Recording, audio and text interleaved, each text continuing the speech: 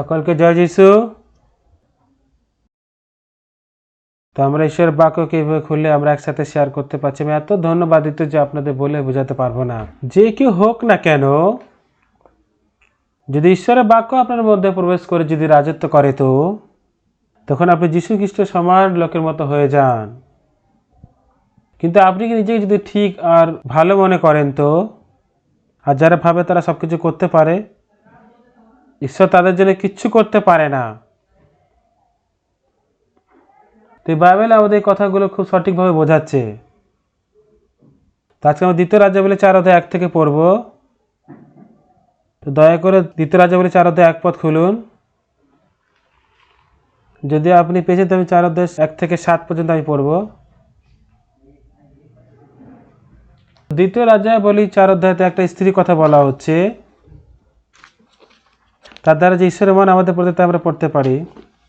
তার শুনে আমরা পড়ি।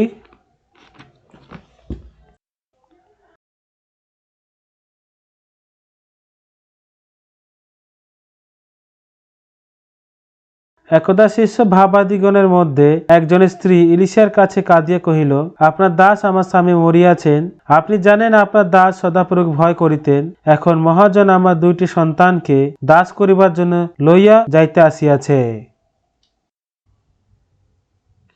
ইলিশা তাহাকে বলিলেন, আমি তোমার নিমিত্তে কি করিতে পারি, বলো দেখি, ঘরে তোমার কি আছে? সে কহিল, 1 বাটি তৈল ব্যতিরকে আপনার দাসীর আর কিছু নাই। তখন তিনি কহিলেন, যাও, বাহির হইতে তোমার সমস্ত প্রতিবাসীর কাছে শূন্য পাত্র চাইয়া আনো, অল্প আনিও না। পরে ভেতরে গিয়া তুমি ও তোমার পুত্রের ঘরে থাকিয়া দ্বার রুদ্ধ করো, এবং সে সকল পাত্রে তৈল ঢালো। 1 পাত্র পূর্ণ হইলে তাহা একদিকে রাখো। পরে সে স্ত্রী লোক তাহার নিকট হইতে প্রস্থান করিল, আর সেও তাহার পুত্রের ঘরে থাকিয়া দ্বার রুদ্ধ করিল। তাহারা পূর্ণ পূর্ণ তাহাকে পাত্র আনিয়া দিল, এবং সে তৈল ঢালিল। সমস্ত পাত্র পূর্ণ হইলে পরে সে আপন পুত্র কহিল, আর পাত্র আনো। পুত্র কহিল, আর পাত্র নাই। তখন তৈলের স্রোত বদ্ধ হইল। পরে সে গিয়ে ঈশ্বরের লোককে সংবাদ দিল। তিনি কহিলেন, যাও, সেই তেল বিক্রয় করিয়া তোমার ঋণ পরিশোধ করো, এবং যা অবশিষ্ট থাকিবে তার দ্বারা তুমিও তোমার পুত্ররা দিনপাত করো। আমরা 7 বাক্য পর্যন্ত পড়লাম। তো বাইবেলের মধ্যে খুবই অদ্ভুত কথা শেখায়। তো বাইবেল যখন আমরা যোহনের পুস্তক দেখি, তো ওখানে 6 অধ্যায় কি লেখা আছে?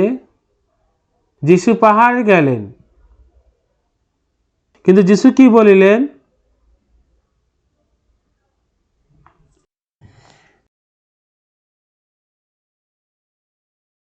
5 বাক্যে, আর যিশুর চক্ষু তুলিয়া বিস্তর লোকে তার নিকট আসিতেছে দেখিয়া ফিলিপকে বলিলেন, উহাদের আহারার্থে আমরা কোথায় রুটি কিনতে পাইব? তো অনেক ভিড়, মানে 5,000 লোকের তার পেছনে আসছিল। তো যিশু ফিলিপুসকে জিজ্ঞেস করিলেন, উহাদের আহারার্থে আমরা কোথায় রুটি কিনতে পাইব? তো ফিলিপুসকে যিশু এরকম প্রশ্ন কেন করিলেন? তার পরীক্ষা নিয়ে তার মনটাকে সে জানতে চেয়েছিল। তো ফিলিপুস কি বলল? সে বলে, একটু একটু রুটি যদি খাওয়ানো হয় 200 দিনারও কম পড়ে যাবে। কিন্তু তার পাশে কিন্তু আন্দ্রিয়াস ছিল। তা আন্দ্রিয়াস সিমন পিতরের ভাই। সে বলল, এখানে একটা ছোট ছেলে আছে যার হাতে 5টা জবের রুটি আর 2টো মাছ রয়েছে, কিন্তু এত লোকের কাছে সেটা কি? এটা খুব মজার কথা। কিন্তু যিশু ফিলিপুসকে বলল, যখন যিশু বলল কোথা থেকে রুটি এনে আমরা তাদের খাওয়াবো, তো ফিলিপুস তার মুখ থেকে কি বলল? সে বল, 200 দিনারের রুটি অনেক কম পড়ে যাবে যদি একটু একটু দেওয়া হয়। আর জানি না তাদের মনে হিসাব খুব ভালো করে লাগিয়েছিল হয়তো। তো ফিলিপুস আর আন্দ্রিয়াস দুজনে গালিলেই থাকিত, আর একই সময় তারা যিশুর সঙ্গে তারা সাক্ষাৎ করেছে। আর যিশুর সঙ্গে থেকে সে একসাথে থাকতে থাকতে, তো গুরুত্বপূর্ণ কথাকে ফিলিপুস কি বলছে? 200 দিনারের রুটি অনেক কম পড়ে যাবে তাদের যদি একটু একটু খাওয়ানো হয়।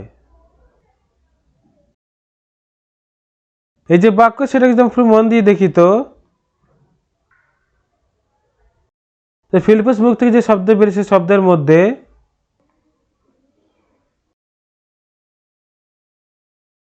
তো কোনো জায়গায় আমরা দেখতে পাই না সেই শব্দের মধ্যে কি ঈশ্বরের প্রতি অনুগ্রহ পাওয়া, বিশ্বাস পাওয়া, এরকম ধরনের মন আমরা কোথাও খুঁজেই পাই না। শুধু মানুষের যে চিন্তা যেরকম আছে সেরকম রয়ে গেছে। তারপরে আমরা আন্দ্রেয়াসের কথা শুনি। আন্দ্রেয়াস কি বলছে, এখানে একটা ছেলে আছে যার কাছে 5টা জবের রুটি আর 2টো মাছ ছাড়া আর কিছু নেই, কিন্তু এত লোকের জন্য এটা কি, এটা যথেষ্ট না।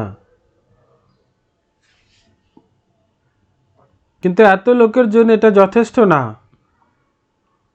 তো এত লোকের জন্য 5টা জবের রুটি 2টো মাছ, এটা শুধু একটা বাচ্চার খাবার মাত্র। তো এতগুলো লোক কাকে বলছে, ভিড়গুলোকে দেখ বলছে না।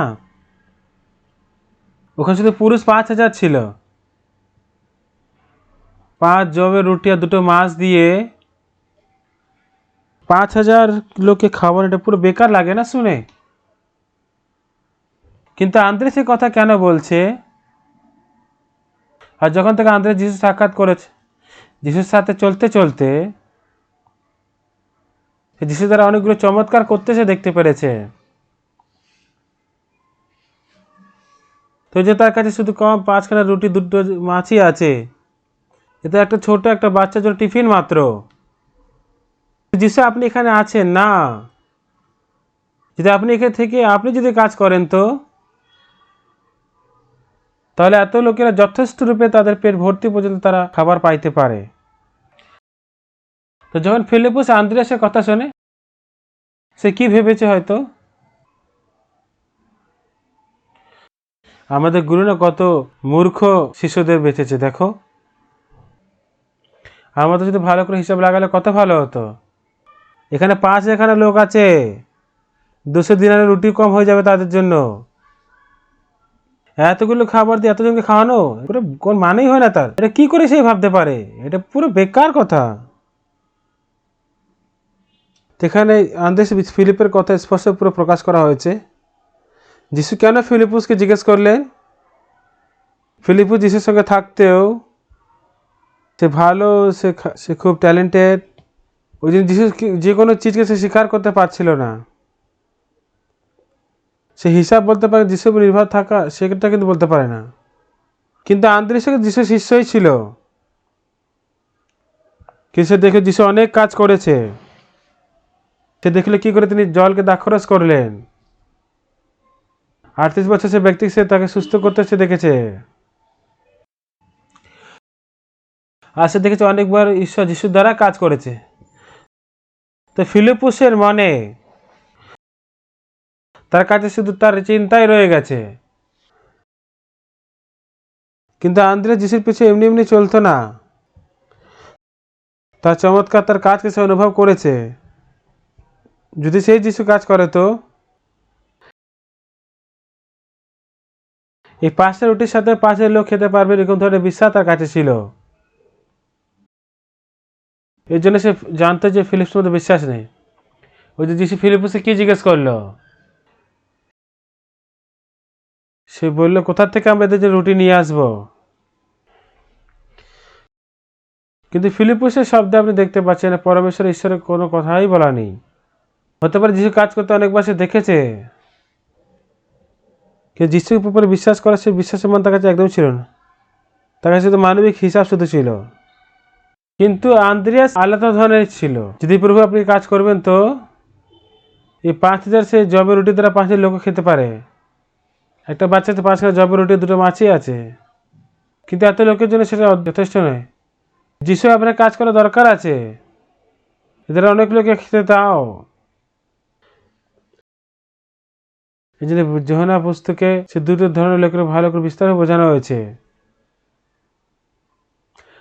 যারা আধুনিক জীবনযাপন করে তাদের মাঝখানে যে লোকেরা নিজেকে ঠিক মনে করে, তারা নিজেকে বিশ্বাস করে, যারা নিজের বেশি বিশ্বাস তাকে যিশুকে বিশ্বাস করা অসম্ভব আছে।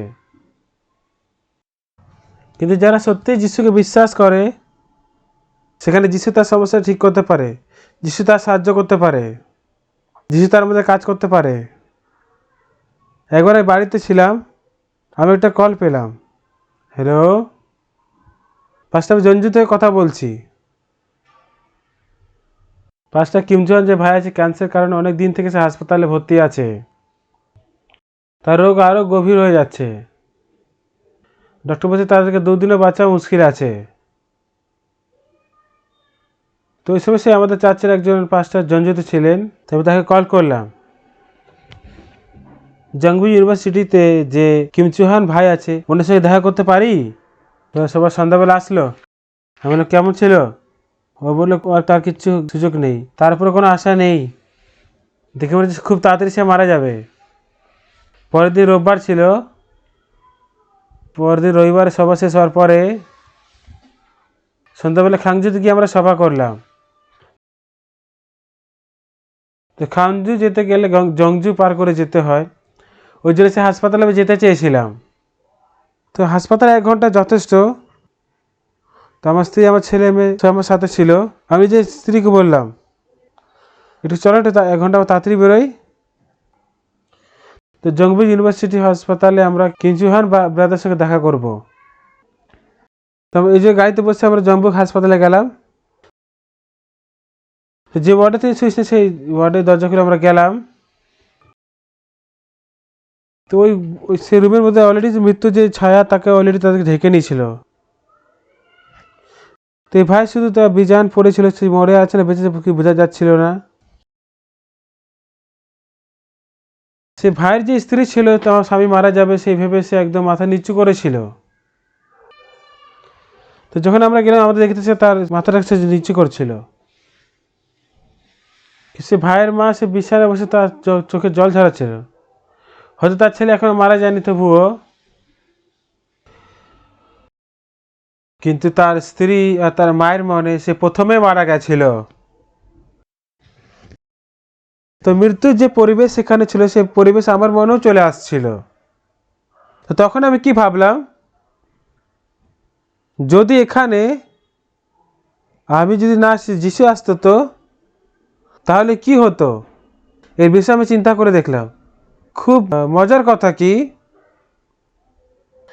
তো যখন আমরা কোনো সমস্যা দেখি সেখানে যদি নিজেকে রেখে আমরা ওটাকে পরীক্ষণ করি তখন অনেক সমস্যা হয়ে যায়। কিন্তু যিশু যদি সেখানে আছে তো যিশু তো আমাদের মতো নয় না। আমার পাক্কা আছে যিশু এখানে এসে সে বাক্য প্রচার করবে, কিছু চমৎকার করবে।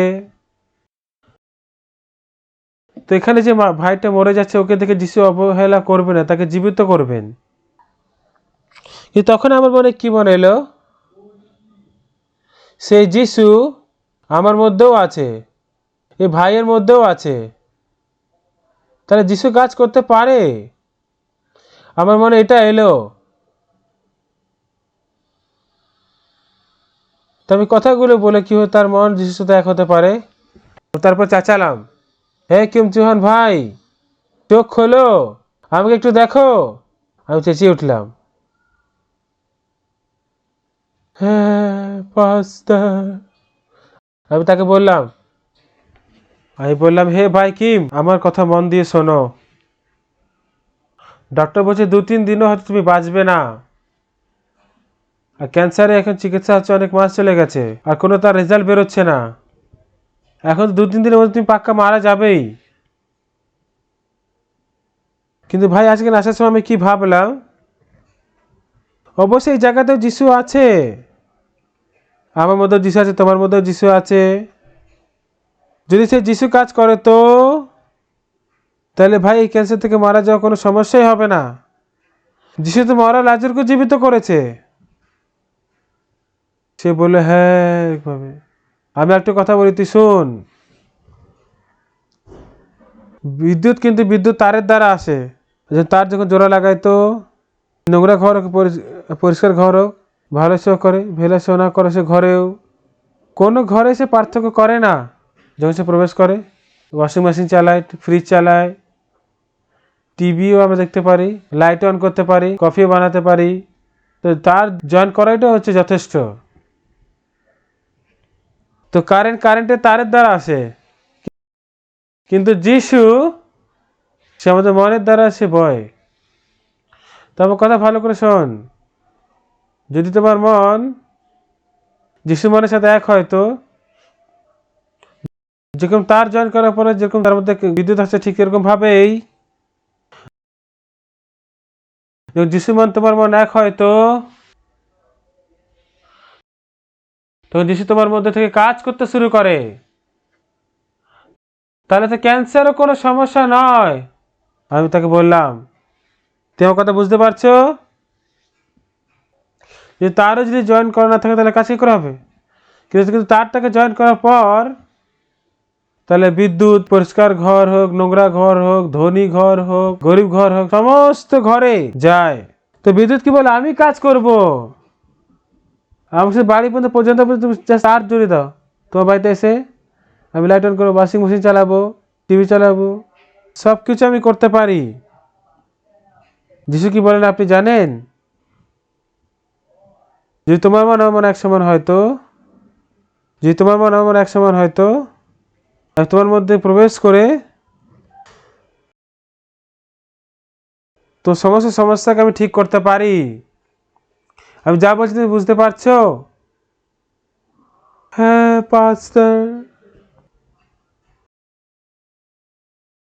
আমি তোমাকে শেখাচ্ছি কিভাবে তুমি আর যিশু এক মন হতে পারো। আমার কথা মন দিয়ে শোনো। যখন যিশু পৃথিবীতে ছিলেন, যিশুর সামনে অনেকগুলো রোগী লোকেরা ছিল। যিশু কিছু যে কোনো রোগী সে অবহেলা করেনি। 37 বছর রোগী তিনি ঠিক করলেন, জন্মের অন্ধকে ঠিক করলেন, কুষ্ঠকে ঠিক করলেন, 12 বছর যে রক্ত ঝরত সেই স্ত্রীকে ঠিক করলো। সে যিশু অসুস্থ ব্যক্তিদের দেখে তাকে ছেড়ে দেয় না, তাকে সুস্থ করে। তাই মতি মার্ক লুক যে 4টে সেই সুসমাচার পুস্তকে মন্দিরে যিশু যখন কোনো রোগীর সঙ্গে দেখাচ্ছে কি করে, যিশু কখনো বিরক্ত হয়নি। যেমন সে এটাও বলে যে ব্যস্ত আছি, সে সবসময় তাকে সুস্থ করে। বুঝতে পেরেছেন? বুঝতে পেরেছেন? তো যিশু কাউকে রোগীকে থেকে কোনো সময় তিনি অবহেলা করে যাননি, মুখ ফেরানি। ভাই তোমার কথা শোনো, যিশু খ্রিস্ট তিনি আজ কাল অনন্তকাল তিনি একই সমান। যদি এমন হয় তাহলে যিশু সেই হাসপাতালে ঘরেও আছে, কিন্তু সে চায় যে তুমি যে ক্যান্সার মারা যাচ্ছে তোমাকে সে সুস্থ করতে চায়। যদি যিশুকে তোমার কাজ করতে হবে তো তোমার জীবনে, যিশু মান তোমার মন যখন এক হয়, তো যেরকম তার জয়েন করলে যে কারেন্ট আসে সেরকমই যদি তোমার মন যিশু মানের সাথে এক হয় তো যিশু তোমার মধ্যে কাজ করা শুরু করে দেয়। আমি কি বলছি বুঝতে পারছো না? বুঝতে পারছেন? তো আমি আপনাকে শেখাচ্ছি তোমার মনকে যিশু কীভাবে এক করা যায়। যিশু কোন কাজ করলো? সে মরা লাজারকে জীবিত করেছে, সে জন্ম অন্ধকে ঠিক করলো, কুষ্ঠকেও ঠিক করলো, জাইরের বেটিকে জীবিত করলো, নাইনে সে বিধবা তার ছেলেকে জীবিত করলো। সে যিশু কাল আজ যুগান্তর যিনি এক থাকেন। সে হচ্ছে এরকম ধরে যে কোনো রুগীকে দেখে অবহেলা করে না। তো বাইবেল ঈশ্বর আমাকে দেখে এটা বললেন, যদি কোনো কারো জন্তু নিচে পড়ে যায় সেটাকে অবহেলা করবে না, তার ওজন থেকে বার করে সেটাকে তুলবে। তো যিশুটা দেখেছে সে কখনো অবহেলা করে না। তো তোমাকেও দেখেছে কখনো অবহেলা করে না। তো যিশু তোমার ক্যান্সার, তোমার রোগকে তিনি সুস্থ করতে চান। যদি তোমার মনে যিশু মন যদি এক হয় তো যিশু তোমার মধ্যে কাজ করতে পারে। যেরকম সে কারেন্টে দ্বারা এক হয়, তখন সে তার জোন করলে সে ফ্রিজ চলে, ওয়াশিং মেশিন চলে, টিভিতেও কাজ করে, সমস্ত কাজ তার দ্বারা করতে পারি আমরা। তা আমি তোমাকে কি বলছি, যে তোমার মন যিশু মন সাথে এক হয় তো যিশু মন তোমার ভেতরে কাজ করবে, তখন এই রোগ কিছুই না। আমি যা বলছি আপনি বুঝতে পারছেন তো? যিশুর মন কিরকম ধরনের?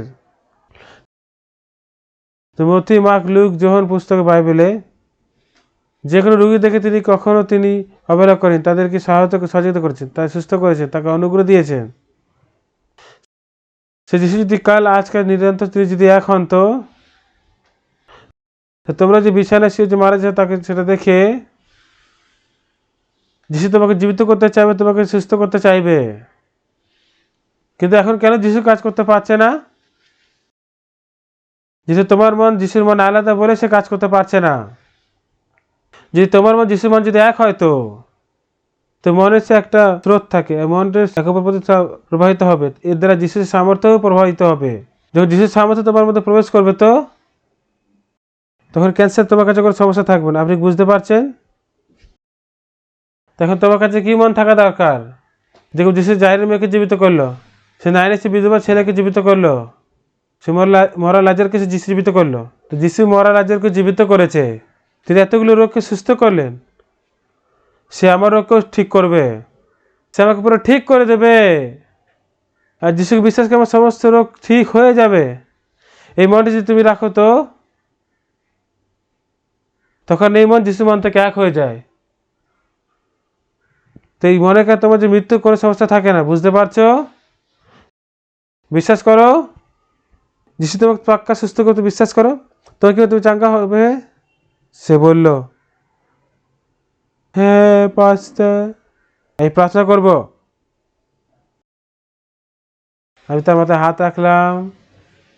ঈশ্বর পিতা, আমাদের কিমচন ভাই, তাকে অনুগ্রহ দরকার, তাকে নতুন শক্তি দাও, সে যাতে রোগকে জিততে পারে। প্রার্থনা করলাম, তারপর চলে গেলাম। হ্যাঁ চোখা, উঠে দাঁড়াবে। হ্যাঁ, আমার খাঞ্চে যেতে হবে, আমার কাছে সময় নেই, আমি ব্যস্ত আছি। উঠে দাঁড়াবি, ঠিক আছে? আমি যাচ্ছি, তাড়াতাড়ি উঠবি, ঠিক আছে? আমি চলে গেলাম।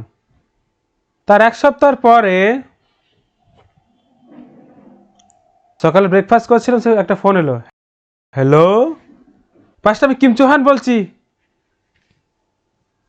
ডক্টর নুসের সাথে মরে যাওয়া দরকার ছিল।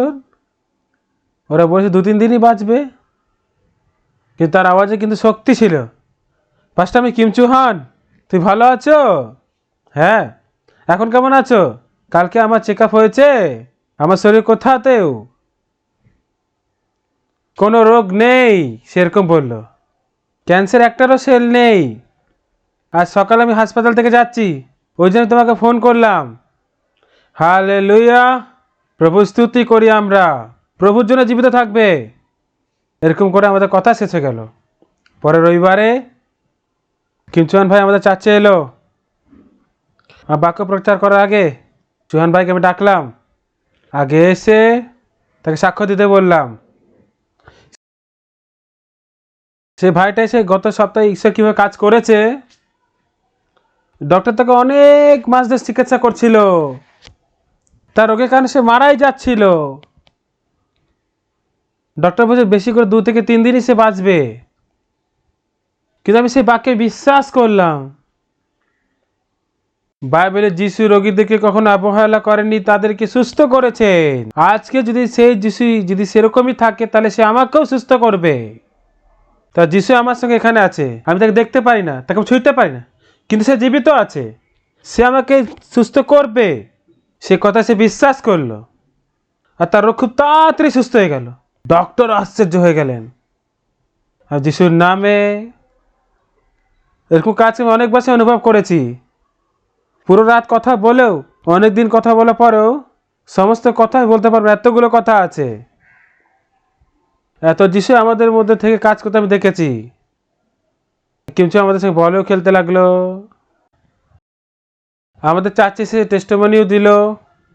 আর আমাদের ভাই বোন সত্যি তারা দেখলো কিভাবে যিশু জীবিত থেকে কাজ করে। যিশুর সঙ্গে যখন আমাদের মন প্রবাহিত হয়, যিশুর সাথে যখন এক মন হই, তখন যিশু আমাদের মধ্যে জীবিত থেকে কাজ করতে আমরা দেখতে পাই।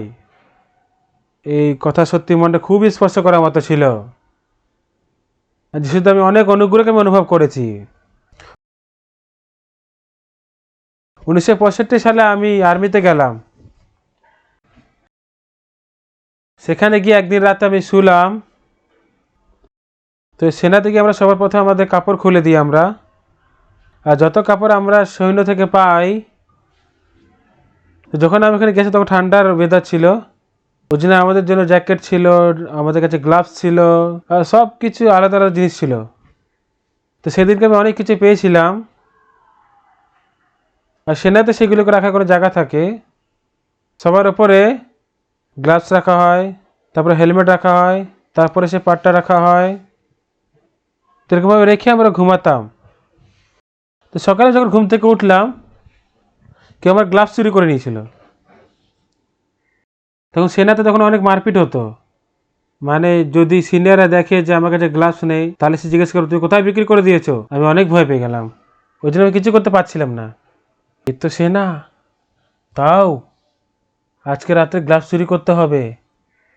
তো সেনাদেরকে চুরি করা বলে না, যত চুরি করো না কেন, যেহেতু সে ন্যাশনাল ডিফেন্সের মধ্যেই থাকে, ওটাকে জায়গা চেঞ্জ করা বলা হয়। তো রাত্রে টয়লেট যেতে যেতে যদি গ্লাস এখান থেকে ওইদিকে একটু নাড়াচড়া করি, তো এরকম ধরনের মন আমি ভাবলাম, তো আমি প্রার্থনা করছিলাম। তো চুরি করা আমার মনে আটকাচ্ছিল। তাহলে কি মনে হলো আমার কাছে, যেহেতু গ্লাভস চুরি করে যদি ধরা পড়াতো, সৈন্য তো এরকম হয় না, তাহলে কি হবে সেখানে, অন্য কিছু চুরি করে সেটা মজা হয়। আর সমস্ত লোকেরা জানতাম যিশুকে বিশ্বাস করি, আর যদি চুরি করা সে ধরা পড়িত, আমার বেশি আমি সুসমাচার প্রচার করতে পারবো না। দেখো এই চোর বলছে যিশুকে বিশ্বাস করো, এরকম বললেও আমার মনে হলো। তখন আমি আশ্চর্য হয়ে গেলাম। তো সেনাতে আমি তো খুশি ছিলাম, কেন কেন সুসমাচার প্রচার করতে পারছিলাম বলে। আর আমাদের বেশ এডুকেশনাল বেস ছিল, অনেক বড় ছিল, আর ওখানে কোনো চ্যাপলিন ছিল না। তো যখন আমি সেনাতে ছিলাম, আমি একাই চ্যাপলিনের কাজ করতাম। যত সৈন্য আছে সবাইদেরকে সিনিয়র জুনিয়রকে জমা করে আমরা সভা করতাম, সুসমাচার প্রচার করতাম। তো সব থেকে উত্তেজিত কখন হতাম, যখন কেউ সুসমাচার শুনে সে উদ্ধার পেত, তখন অনেক খুশি হতো। এর জন্য যদি গ্লাভস চুরি করে ধরা পড়িত, তাহলে সেনা থেকে আমি সুসমাচার প্রচার করতে পারবো না। আর যদি আমি সেনাদের থেকে যদি সুসমাচার যদি প্রচার করতে না পারি, তাহলে আমার জীবনে আরো কষ্টতে পড়ে যাবে। তখন আমি ঈশ্বরের সামনে প্রার্থনা করলাম, ঈশ্বর সত্যি আমি গ্লাভস চুরি করতে পারবো না, আমাকে একজোড়া গ্লাভস দিয়ে দাও। ঈশ্বর আমাকে একজোড়া গ্লাভস দাও, আমার কাছে কোনো রাস্তা নেই। ঈশ্বর আপনি এটা করতে পারেন না। সেদিন গ্র্যানেড ফেলার সে শিক্ষা পাচ্ছিলাম আমরা। তো গ্র্যানেড ধরার সময় তার হ্যান্ডেল ধরা হয়, তো হ্যান্ডেল থেকে পিন বার করা হয়, তবুও সে ফাটে না। 1 2 3 বলে যখন ফেলা হয়, যে হ্যান্ডেলটা আমরা ধরে রাখি, আর যখন সে আমার হাত থেকে বেরিয়ে যায়, এই হ্যান্ডেলটা পড়ে যায়, আর সেটা ডেটোনেটর গিয়ে লাগে, তখন ডেটোনেটর আগুন লেগে যায়। তো ওখান থেকে গান পাউডার যাওয়ার পর্যন্ত 3 সেকেন্ড লাগে। তো বাতিতে হতে হতে একটা পর্যন্ত গান পাউডার পর্যন্ত পৌঁছায়। তো 3 সেকেন্ডের মধ্যে ভেতরে গান পাউডারে আগুন লেগে যায়। আর যখন সে গান পাউডার সে ফাটে, তার মধ্যে যে লোহার যে টুকরো টুকরো থাকে সেটা পুরো ফেটে বেরোয়, আর মানুষের গায়ে লেগে ওটাকে ঘা করে দেয়। ওই জন্য অনেকগুলো লোককেও সে মারতে পারে। ওই জন্য আমাদের গ্র্যানেড ফেলার শিক্ষা করে দেওয়া হয়। যখন লোকেরা তাড়াতাড়ি করে, তো যুদ্ধতে গ্র্যানেড ফেলা কমসে কম কিছু মিনিটেরই দূর হয়, 10-20 মিটার হয়। এর মানে মানে শত্রুর কাছে রয়েছে, যখন তারা কাছে থাকে, তো অনেকবার কি হয়, গ্রেনেডকে তারা সেফটি পিন বার করে তারা ফেলে দেয়। তারা বুঝতে পারছে, তারা উঠতে সেটাকে দেখতে পায়, ওই জন্য তারা ওটা নেয় আর সেফটি পিন বার করে ফেলে, তখন আমরা মারা যাই। ওই জন্য তার শিক্ষা পাওয়া অনেক দরকার আছে। পিনটাকে বার করে হ্যান্ডেলটাকে ধরে এরকম ভাবে 1 2 3 বলে ছুঁড়ে মারতে হয়, তারপরে নিচু হয়ে যেতে হয়। এভাবে আমরা শিক্ষা পাই। তো সাধারণভাবে যে কেউ এরকম করতে পারে, কিন্তু এটা খুব তাড়াতাড়ি হয় বলে, হ্যাঁ আমি সেফটি পিন বার করি, এরকম তারা বলে, কিন্তু তাদের আমরাই মারা যাই। ওই জন্য তার শিক্ষা অনেক দরকার আছে। তো প্রথম প্র্যাকটিসের জন্য প্রথম সেফটি পিন বার করতে হয়, তবে গ্রেনেডটাকে ছুঁড়ে মারতে হয়, আর ওটাই গিয়ে একদম গিয়ে ধুম করে পড়ে, আর তারপর ভুম করে ফেটে যায়। কিন্তু আমাদের যদি কিন্তু ভুল হয়, তো আর সেফটি পিন যদি কোথায় পড়ে যায়, তাহলে তো কখনো কখনো এরকম দুর্ঘটনা হয়, অনেক লোকে মারা যায়। কিন্তু এক শিক্ষক তার যে জুনিয়র সৈন্য ছিল, সে সেফটি পিনটা বার করে দিল, আর সে নিজের শরীর নিয়ে সেই গ্রেনেডটাকে ঢেকে দিল। তখন তার পুরো পুরো ফেটে গেল একদম, কিন্তু অন্য কারো কোনো চোট লাগেনি। এই যে তার শিক্ষা দেওয়া হয়। তো এই যে সৈন্যতে 50 মিনিট ট্রেনিং হয়, 10 মিনিট বিশ্রাম হয়। তো 10 মিনিটের সময় হয়তো তার বিশ্রাম করে। তো বেশিরভাগ লোকে সিগারেট খায়, কিন্তু তো আমার আশেপাশের ব্যাচমেট ছিল। তো সেনাতে সে কিছুদিন আগে এসেছিলো আর আমরা একে অপরের নাম জানতাম। সে আমাকে বলল, তোমার কাছে গ্লাভস নেই? আমাকে আমাকে জিজ্ঞেস করলো। আমি অনেক বড় সমস্যা আছি। কী হয়েছে? রাত্রিবেলা নাকি চুরি করে নিয়েছে। আরে আমাকে তোকে বলা দরকার ছিল না। তোমার কাছে দুই জোড়া গ্লাভস আছে নাকি? হ্যাঁ আমার কাছে গ্লাভস আছে। তো কোথা থেকে চুরি করেছো তুমি? আমি কোথা থেকে চুরি করিনি। তা তোমাকে কী করে দুই জোড়া থাকতে পারে? আমার ভাই এখানে তো কোম্পানি কমান্ডার না। তো প্রথমে আমার হাতে ফ্রস্ট ফাইট হয়ে আমার হাত পুরো জমে যেত। ওই যে আমার ভাই আরেক জোড়া দিয়েছে। তো সেনাতে এরকম বন্ধু হওয়ার কী লাভ আছে? এই নাও তুমি একটা নিয়ে নাও। তখন আমি অনেকবার অনুভব করেছি ঈশ্বর আমাকে সাহায্য করছে, কিন্তু সেদিন অনুভব করি ঈশ্বর আমাকে সেনাতেও আমাকে কাজ করছে। ঈশ্বর আমার প্রার্থনাকে শোনে। তো যখন আমি সেনা থেকে বেরোলাম, কমসে কম 28 বছর আমি সেখানে সেবা করেছিলাম। তো সবসময় ঈশ্বর আমাকে সাহায্য করতো আমাকে। 1968 সালে 8 জুন আমি বেরোলাম সেনা থেকে। তো সেখান থেকে বেস থেকে বেরোর পরে আমি কি ভাবলাম, তো এরকম যদি ঈশ্বর আমার সঙ্গে আছে তো আমি রেগিস্তানেও আমি একা থাকতে পারি, সাউথ পোলে গিয়ে আমি একা থাকতে পারি। এরকম ধরনের ব্যাপার কি করে হলো? যেরকম আমি বাইবেল পড়লাম, ঈশ্বরের যে মন আছে বাইবেলের মধ্যে সেটা আমি জানলাম। শুধু ঈশ্বরের সাথে আমি এক মন হলাম। যখন আমি ঈশ্বরের সাথে এক মন হলাম, তো স্বামী স্ত্রীতেও যখন তারা এক মনে, তখন তারা আনন্দিত হয়। যার মন আলাদা থাকলে স্বামী স্ত্রীও শত্রু হয়ে যায়। যদি আমরা ঈশ্বরের সাথে এক মন হই, তো তাকে দ্বিতীয় শব্দে ঈশ্বরকে বিশ্বাস করা বলে। ঈশ্বর বাক্য শুনে পড়ে সে বাক্য আছে যেরকম কি সেরকম যখন স্বীকার করে, তখন আমার মন ঈশ্বরের মন থেকে এক হয়ে যায়। তখন থেকে অদ্ভুতভাবে ঈশ্বর আমাদের মধ্যে জীবিত থেকে কাজ করে। এটা কত অদ্ভুত কথা তো আপনি জানেন না। 1962 সালে আমি যিশুর সঙ্গে সাক্ষাৎ করেছি। তার রক্তের দ্বারা আমার সমস্ত পাপ ধৌত হইয়াছে। বাইবেল পড়লেও বাইবেল পড়তেই থাকলাম, নিরন্তর পড়তে থাকলাম। বিয়ে করার আগে পর্যন্ত আমি বাইবেলকে অনেকবার পড়েছি। 10 বার পড়েছি, 20 বার পড়েছি, 30 বার পড়েছি, 40-50 বার পড়েছি, 60 বার পড়েছি, 70 বার পড়েছি, নিরন্তর পড়ে গেছে। খুব অদ্ভুত ব্যাপার কি, আমি কথাটা বলেছি তবুও উদ্ধার পাওয়ার আগে আমি নভেলস অনেক পড়তাম। নভেলসে খুব মজা আসতো। তো সব থেকে মজাদার যে নভেল থাকতো সেই জায়গায় বসে আমি 2 বার পড়লাম। তৃতীয়বার যেটা সে মজার কথা সেটা আমি শুধু বেছে বেছে পড়তাম। খুব অদ্ভুত ব্যাপার কি, 3 থেকে আমি বেশি সেটা পড়তেই পারিনি। কিন্তু বাইবেলকে আমি জানি না সঠিকভাবে কতবার পড়েছি, হয়তো 100 বারের মধ্যে পড়িনি, কমসে কম 100 বার তো পড়েছি। কিন্তু বাইবেলে যিশুর মন আমরা দেখতে পাই। তখন যিশুর মন যখন আমাদের মনে আমরা স্বীকার করি, যখন যিশুর মন আমাদের মনে এক হয়ে যায়, এটাকে বিশ্বাস বলা হয়। যখন যিশুর বাক্য আমার মন থেকে এক হয়, আর যখন আমার জীবন যাপন করি, আমি ঈশ্বরের কাজ আমরা অদ্ভুতভাবে দেখতে পারি। আমি খারাপ হলেও, আমি দুর্বল, আমি গরিব হলেও, আমি কষ্ট থাকলেও, কিন্তু যদি যিশুর সাথে থাকে তাহলে কোনো সমস্যা থাকে না। যখন আমরা সৈন্যতে খুব ক্ষুধার্ত থাকতাম, আর তখন কোরিয়ার অর্থ ব্যবস্থা ভালো ছিল না, তো আমাদের অফিসারের কাছে বিক্রি করার জন্য কিছুই থাকতো না। তারা আমাদের চাল বিক্রি করতো। যে চাল আর তারা দিত, সে দুই হাতে থুতু দিয়ে একদম চাল দেওয়ার সে চামচটা ধরতো, আর এতটা চাল নিয়ে এরকম চাল হয়ে নিত, এরকম নিত, তারপর দিত। তার এত ভালো যোগ্যতা ছিল যে আমরা দেখতাম কে বেশি ভাত পেয়েছে। যদি এক একটা চাল যদি গুনেও দেখি না, অবশ্যই আমরা গুনি নিই, তো প্রত্যেকটা প্লেটে একই রকম চাল থাকতো। খুব মজার কথা থাকে, সমস্ত চাল দাঁড়িয়ে থাকতো, আর চাল দিয়ে যে তাকাও না একে অপরকে, ওখান থেকে ফুটো দেখা যেত। যেই আমরা গিয়ে যে প্লেট রাখতাম, সমস্ত যা চাল দিয়েছে সব নিচে পড়ে যেত। তার মানে কি চাল কম থাকতো, আর অনেক খিদা পেত, সত্যি অনেক খিদা পেত। কখনো কখনো অনেক কিছু খেতে ইচ্ছা করতো। আমি সেনা যাওয়ার সময় টাকা নিয়ে যাইনি তো, মানে সেনাতে গেলে তারা খাবার দেয়, আমি কেন পয়সা নিয়ে যাব? যাওয়ার সময় অনেক বুড়োদের সঙ্গে দেখা করলাম, তারা একটু বেশি পয়সা দিয়েছিল আমাকে, কিন্তু কোনো পয়সা না নিয়ে আমি নিয়ে গেছি।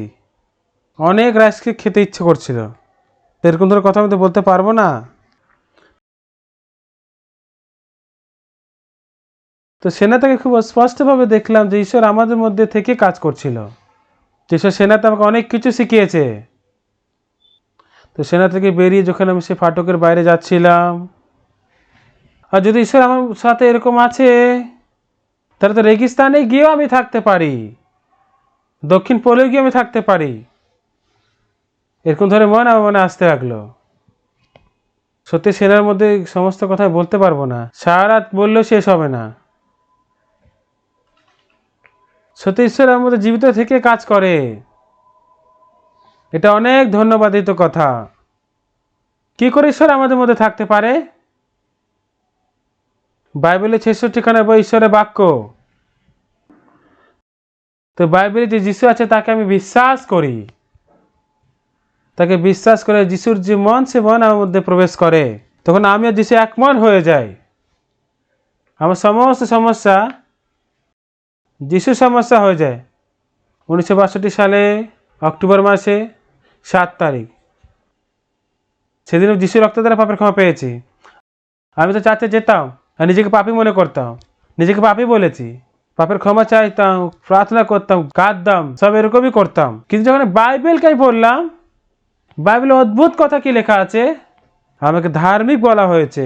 আমি পাপ তো করেছি, মিথ্যা কথা তো বলেছি, চুরি তো করেছি, দুষ্টতা তো করেছি, কিন্তু বাইবেল আমাকে ধার্মিক বলছে। রোমে 4:25 বাক্যে লেখা আছে, সে আমাদের অপরাধের নিমিত্ত সমর্পিত হইলেন। আর কেন সে উত্থাপিত হইলেন? আমাদের ধার্মিক গণনা করার জন্য।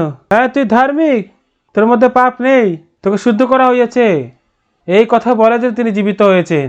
দেখ আমার হাত পা, দেখ সে কিলের ছাপগুলো, দেখ এই ছাপ যে তুমি দেখছো সেটা তোমার পাপের জন্য আমি পেয়েছি।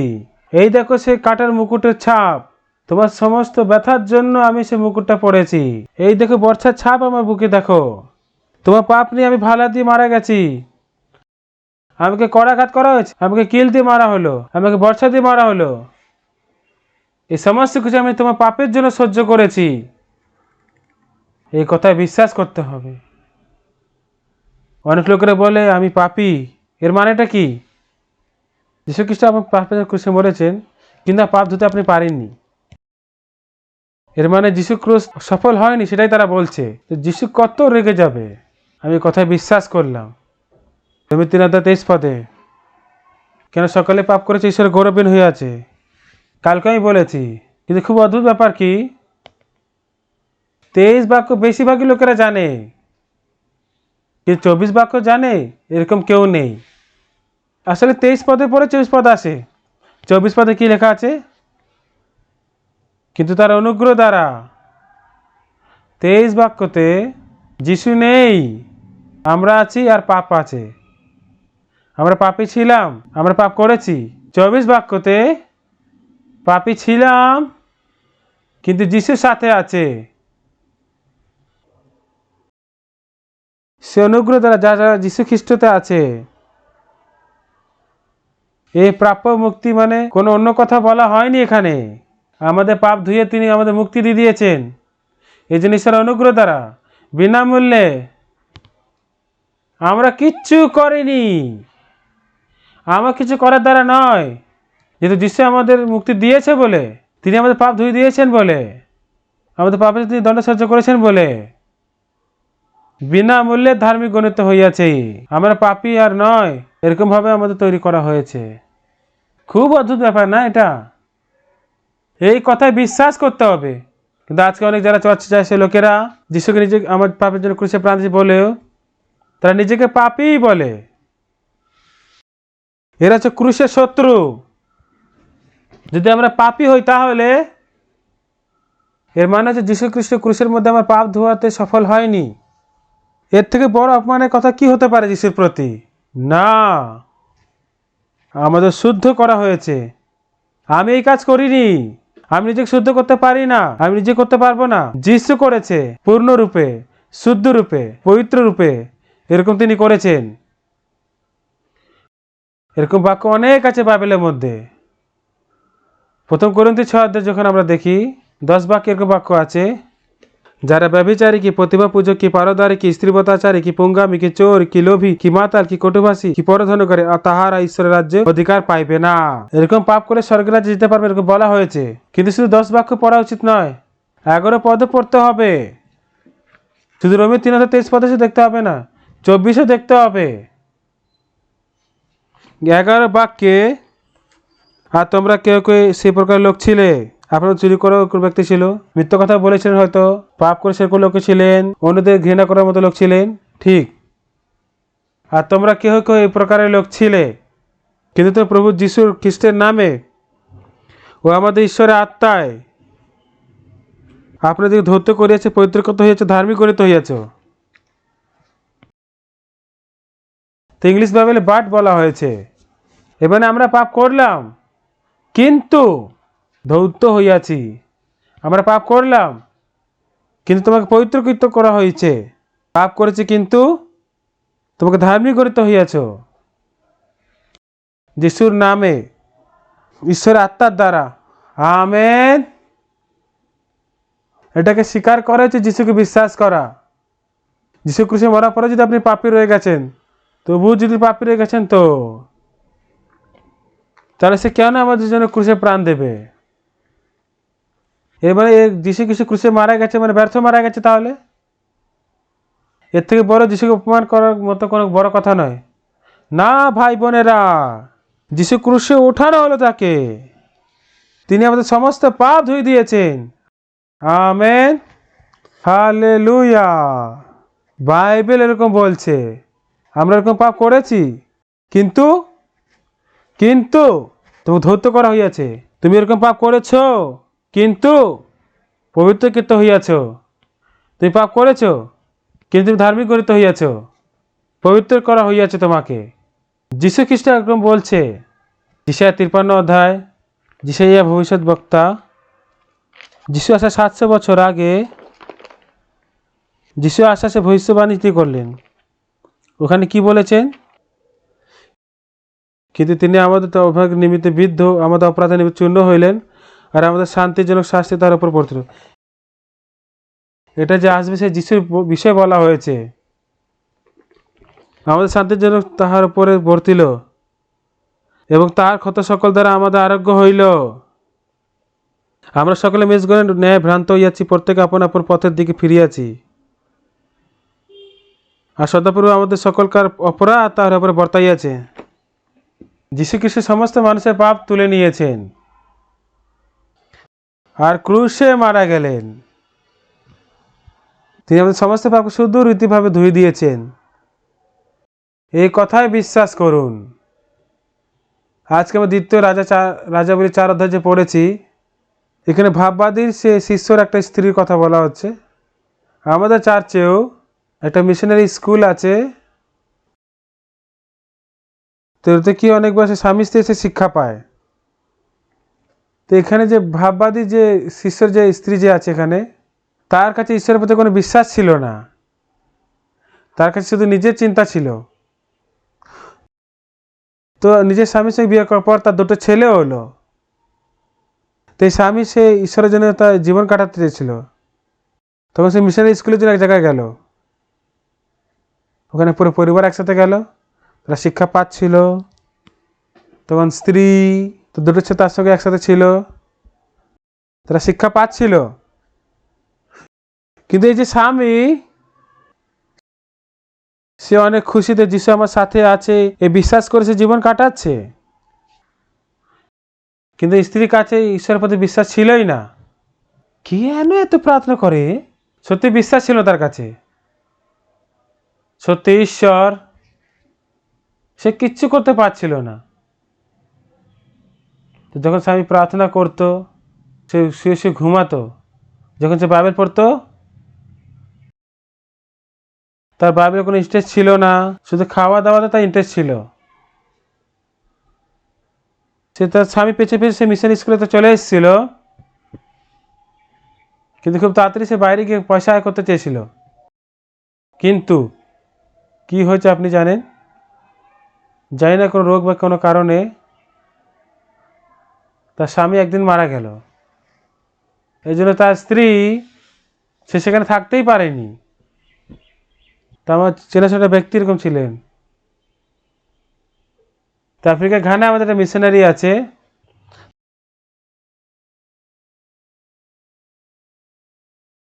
তার স্বামী মিশনারি হয়ে তিনি ঘানা আফ্রিকাতে গেলেন। তার স্ত্রীও তার সাথে সাথে ঘানাতে গেল, কিন্তু সে একটুও কিন্তু পছন্দ করতো না। কলে জল আসছে না, ওয়াশরুম ব্যবহার করতে পারবে না। কত পোকা আফ্রিকার মতো জায়গায়। তো কিছু আন্ডারওয়্যার আছে, যখন ওটাকে ধুয়ে যখন শুকায় না, ওটাকে এমনি এমনি পড়তে পারবে না, প্রত্যেকবার এরকম হয় না। তো ওটাকে ইস্ত্রি করা হয়। যেহেতু আমরা যখন কাপড় শুকাই তখন পোকা সেখানে ডিম দেয়, আর সেই ডিমগুলো ভেতরে ঢুকে যায়। তো বাচ্চা যখন জমিতে এরকম তারা টয়লেট করে, তো সেই পোকাগুলো তাদের মধ্যে প্রবেশ ঢুকে যায়। তো এরকম জায়গায় থাকলেও ক্ষমা করবে, তবুও ওখানে মহিলারা বসে কিন্তু বাথরুম করতে পারে না, যেহেতু ওখানে এরকম ধরনের পোকা আসে। ওই যে মহিলারাও দাঁড়িয়ে দাঁড়িয়ে তারা হিসু করে, মানে এরকম জায়গা আছে। তো এই মহিলাটাও ঠিক ভাববাদী সে শিষ্যের স্ত্রীর মতো। স্বামী তো সুসমাজে খুব পরিশ্রম করছে, কিন্তু তার স্ত্রী অনেক বিরক্ত হয়ে গেছে। এই পোকা, কেন জল আসছে না? প্রথম যখন আমি ঘানাতে গেছিলাম, তো আমাদের বাড়িতে অনেকগুলো টিকটিকি চলে এসেছিল। তাই বিছানার উপর আমি ঘুমাতাম, আর টিকটিকি বিছানার নিচে ঘুমাতো। আর যখন বাইরে থেকে যখন ভেতরে আসতাম, তো দৌড়ে তারা সে বিছানার নিচে চলে যেত। সেদিন মানে সেই টিকটিকিরা আমাকে দেখতে পারলো না। তো মালিক যখন দেখছে তার সামনে চলে এসেছিল না, তখন মালিক পুরো বিছানাটাকে একদিকে করে দিল, আর টিকটিকিকে ধরলো আর মেরে ফেললো। আমি বলেছিলাম টিকটিকি তুমি সাবধান থাকবে। সত্যি এরকম হয়। সত্যি মহিলাটা এইসব জিনিস পছন্দই করতো না। অনেকবার জল আসতো না, টয়লেট ব্যবহার করতে পারবে না, পোকা অনেক থাকতো, গরমও অনেক লাগতো, সহ্য করতে পারছিল না সে। একদিন হেডকোয়ার্টার থেকে তাদের বলা হলো, ওই যে দূরে একটা জঙ্গল আছে সেখানে, ওখানে কিছু লোকে যারা বাক্য শুনতে চায়। তো মিশন হেডকোয়ার্টার তাকে সেই স্বামী স্ত্রী ওখানে যেতে বললো। সে তখন দাঁড়িয়ে পড়লো, আমি পাগল হয়ে গেছি নাকি? আমি এখানে থাকতে পছন্দ করি না, জঙ্গলে আমি কোথায় যাব? আমি কোরিয়া চলে যাব? না না, আমি যাব না। কিন্তু তার স্বামী যখন ফিরে এলো, সত্যি আমি খুব ধন্যবাদিত। এ কি বলছে, কি ব্যাপার তুই এত ধন্যবাদিত? দেখো জঙ্গলের লোকেরা থাকে, তার ভাষা আমরা জানি না, তো আমাদের থেকে অন্য আলাদা ভালো করে ভাষা বলতে পারে, কিন্তু আমাদের ওখানে যেতে বলেছে। ঠিক কি না বলো? ঠিক কি না? হ্যাঁ, এরকম সে বললো, তারপর চলে গেল। বাসে উঠে কুমাসী পর্যন্ত তারা গেল, কিন্তু তার আগে সে গাড়ি যাইতে পারবে না বলে, তো জঙ্গলে যে কাঠ নিয়ে যায় তার মধ্যে বসে তারা গেল। তারপরে তো রাস্তাই ছিল না, তাই গাইড আসলো। তো জঙ্গলের মধ্যে ঘুরতে ঘুরতে এরকমভাবে, তাকে স্বামী হাঁটছে, পেছনে তার স্ত্রী হাঁটছিল, আর জঙ্গল পুরো অন্ধকার ছিল। দেখো 2 ঘন্টা তারা হাঁটতে শুরু করলো, জঙ্গল যখন কাঠ কাটছিল। তো ওখানে কমসে কম 50 থেকে 60খানা ঘর ছিল। তো এরকম জায়গায় তারা পৌঁছালো। সন্ধ্যাবেলা যখন তারা ওখানে জমা হতো, বাইবেলের বিষয়ে তারা কথা বলতো, তারপর প্রচার করতো। কিন্তু একদিন একটা মহিলা 2টো ডিম নিয়ে আসলো, মিশনারি আপনি খান। তারপর তারা নারকেল নিয়ে আসতো, পেঁপেও নিয়ে আসতো, অনেকগুলো জিনিস তারা নিয়ে আসতো, চিকেনও নিয়ে আসতো। অনেক খুশি তারা থাকছিল। কিন্তু একদিন সন্ধ্যাবেলা সবাই যাওয়ার পরে, যে তাদেরকে নিমন্ত্রণ করেছিল সে সে বলে, মিশনারি মাফ করো, বাক্য শুনে যে তোমাকে নিমন্ত্রণ করেছি, কিন্তু আমার কাছে দেওয়ার জন্য কিছুই নেই। যে গাছে বেশি পেঁপে আছে সেটা আমার স্ত্রীর গাছ। আমার স্ত্রী খুব ধনী, সে অনেক ধনী, কিন্তু আমি যেখানে কোনো পেঁপে নেই সেই গাছগুলো হচ্ছে আমার। এই যতগুলো আম বার করা আছে সে গাছগুলো হচ্ছে আমার, আর যেখানে বেশি আম সেটা আমার স্ত্রীর গাছ। সে নারকোল, পেঁপে, আম। তখন এই মহিলাটা ভাবলো এত জিনিসের দাম তো $20 হবে না। এই আফ্রিকার মহিলা তো খুব আজব টাইপের, তো একটুখানি জিনিস নিয়ে স্ত্রী আর স্বামীর মধ্যে ভেদাভেদ থরি না কেউ করে। সত্যি স্বামী স্ত্রী হো তারা এরকম ভাবে থাকতো এই গ্রামে, তাহলে এরা কি করে স্বামী স্ত্রী হতে পারে, সেরকম সে ভাবলো। কিন্তু সে আশ্চর্য কেন হয়ে গেল, সে নিজেও হয়তো পেঁপে আর কলা নিয়ে এরকম ঝগড়া করতো না, কিন্তু সে নিজেকেও ওরকম ভাবে ব্যবহার করতে দেখলো। তখন থেকে এই মহিলা তার মনটা পরিবর্তন হতে লাগলো। আমি খুব স্বার্থপর ছিলাম, তার মনটা পুরো খুলে গেল। আর কিছু সময় পর স্বামী স্ত্রী তাদেরকে অন্য দেশে পাঠানো হলো যেখানে ফ্রেঞ্চ ভাষা ইউজ হয়। এতদিন তারা এত ইংলিশ শিখেছিল, কিন্তু তার স্ত্রী সে বেনিন দেশে গেল যেখানে ফ্রেঞ্চ ইউজ হয়।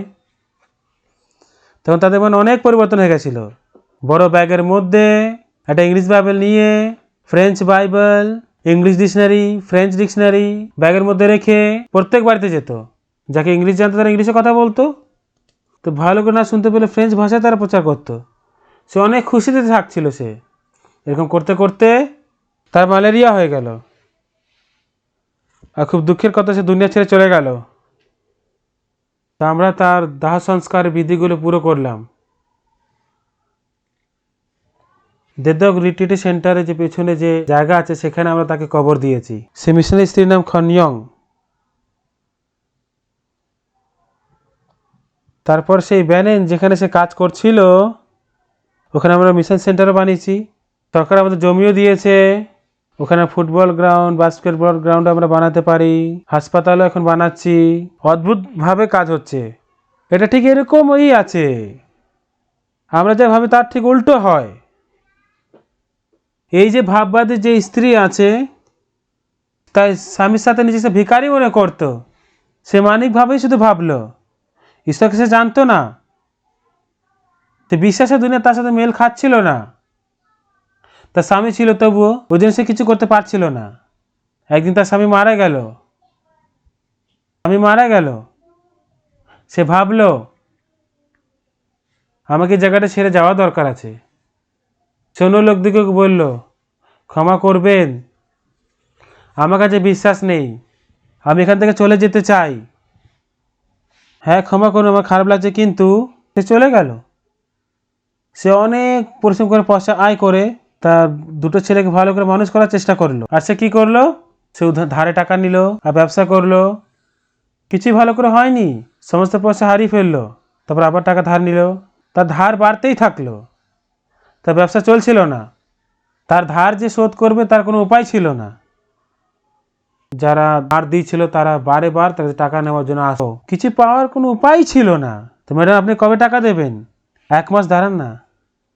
তখন সে যে ধার দিয়ে সে বলতো, ঠিক আছে আমি 1 মাসের জন্য দাঁড়াবো। 1 মাসের মধ্যে আপনি কি করে টাকা শোধ করবেন আমাকে বলুন, যেভাবে হোক না কেন সেদিন আমি আমার ধার শোধ করবোই। সত্যি তো?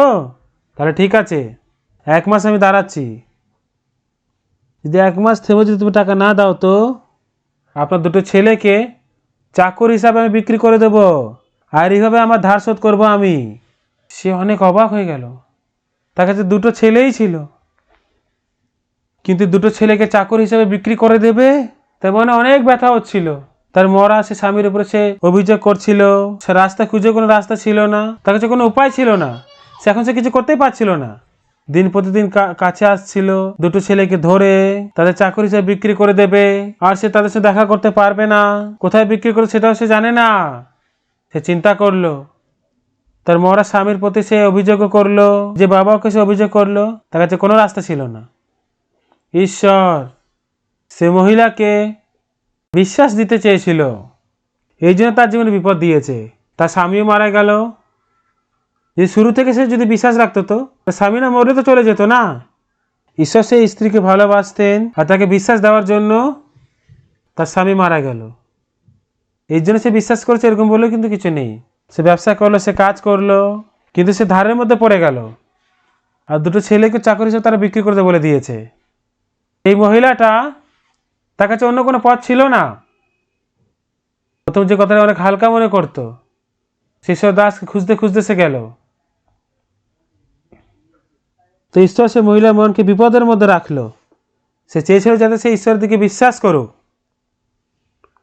সে মহিলাটা ভাবলো কিছুদিন পরে আমার দুটো ছেলেদেরকে চাকর হিসেবে বিক্রি করে দেবে এরা।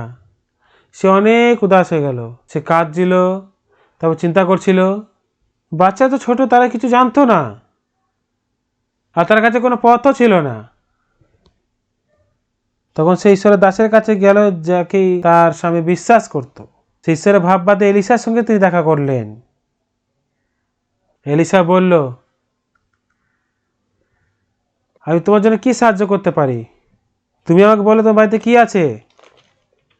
হে ঈশ্বরের দাস, আমার বাড়িতে এক বাটি তেল ছাড়া কিচ্ছু নেই। ঈশ্বরের দাস বলল, তোমার ছেলেদেরকে নিয়ে তুমি গিয়ে খালি বাসন ধার নিয়ে আসো, কম আনবে না, আর সব তেল তার মধ্যে ঢেলে দেবে। যখনটা ভরে গেলে তুমি অন্য বাসন নিয়ে আসবে। সেরকম সে বলল। তুই মহিলার কাছে এই কথাটা পুরো একদম ফালতু লাগছে। সে প্রথমে সে বিশ্বাস করতো না, কিন্তু এখন তার কাছে কোনো রাস্তা ছিল না, তো সে বিশ্বাস করতে পারলো। তখন গিয়ে সে কলস বাসন সব নিয়ে আসলো, সে সব বাসন নিয়ে আসলো। তখন সে তেল পাত্রগুলোর মধ্যে ঢালা শুরু করলো। খুব অদ্ভুত ছিল, সেটা তো এক বাটি তেল ছিল।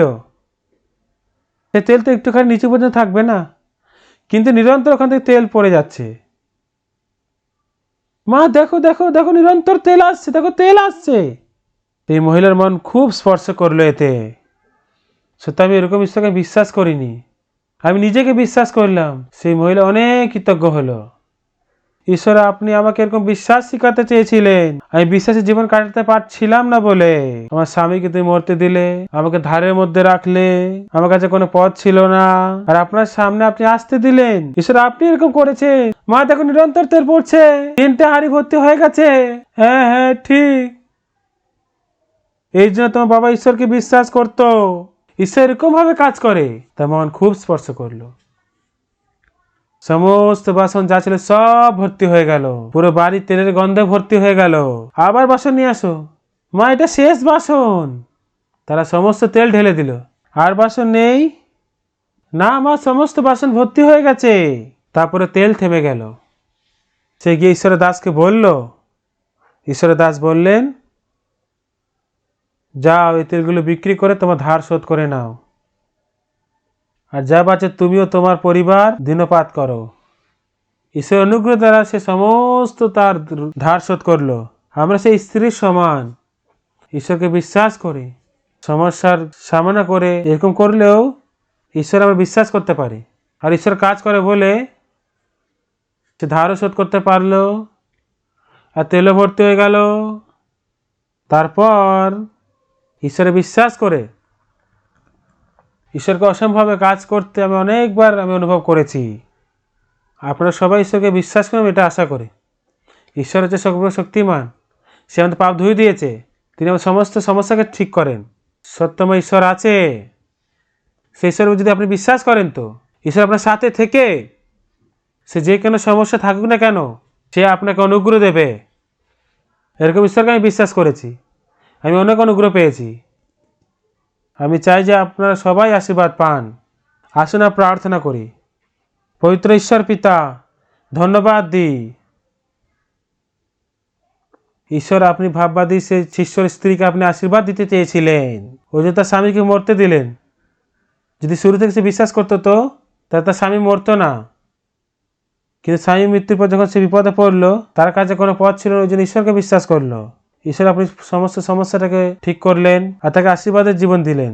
ঈশ্বর, আপনি আমাদের জন্য এরকম কাজ করেন, আর আপনার মধ্যে বিশ্বাস করতে দিন, আর আপনার অনুগ্রহ সবার উপরে যাতে নেমে আসুক। ধন্যবাদ দিই। যিশুর নামে আমরা প্রার্থনা করি, আমেন। সবাইকে ধন্যবাদ। थियोलॉजी स्कूलों की स्थापना यीशु मसीह के साफ सुसमाचार को प्रचार करने वाले लोगों को तैयार करने के लिए की गई। उन्हें बाइबल के सत्य सिखाने और परमेश्वर पर अटूट विश्वास बनाने के लिए डिजाइन किया गया था। मगर जैसे समय बीतता गया, थियोलॉजिकल संस्थाओं ने मनुष्य के विचारों को परमेश्वर के वचन के ऊपर रखा। अब समय है कठोर और सिद्धांतों पर आधारित थियोलॉजिकल पाठ्यक्रम के परे देखकर बाइबल के सच्चे अध्ययन की ओर लौटे, जो हमारे मन में विश्वास उभार कर हमारी आत्माओं को दृढ़ कर सकता है। गहरे व्याख्यान, दिलचस्प छात्र संचालित प्रोजेक्ट्स और छात्रों और अध्यापकों के साथ मन की संगति के द्वारा गुड न्यूज थियोलॉजी स्कूल वास्तविक, लचीला और किफायती वचन का सुव्यवस्थित अध्ययन प्रदान करता है। गुड न्यूज थियोलॉजी स्कूल एक ऐसी जगह है जहां भविष्य के सुसमाचार के प्रचारक पाप और निराशा में अटके हुए लोगों को यीशु मसीह की ज्योति का प्रचार करना सीखते हैं। आज ही रजिस्टर करें और जहां कहीं भी क्यों ना हो, मसीह के मिशनरी बने।